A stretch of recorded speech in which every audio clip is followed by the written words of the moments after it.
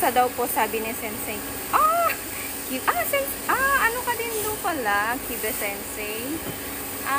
Okay po. Maayos naman po. Matiwasay na nagtatrabaho dito. Safety, strong, matiwasay at marangal.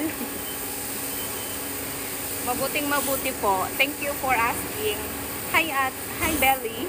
Good morning.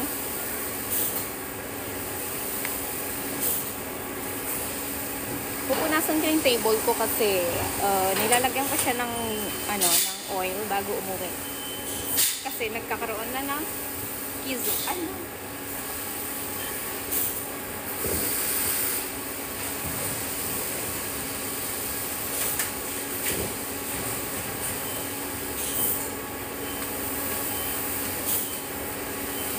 So, chita ko lang, may customer complaint kahapon.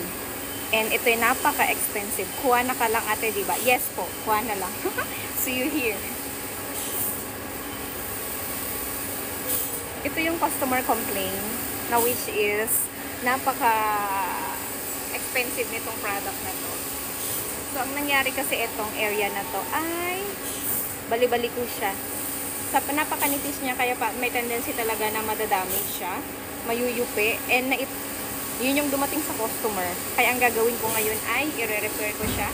Aayusin natin doon at i-straight natin. So, ito siya.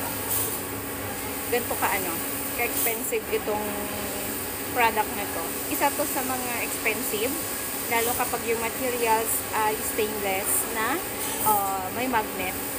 Iyan yung tinatawag nilang 430. So, ang gagawin ko ay i-repair ko siya. And 7:56 na. Hanggang dito na lang po muna. Salamat sa panonood. Bye!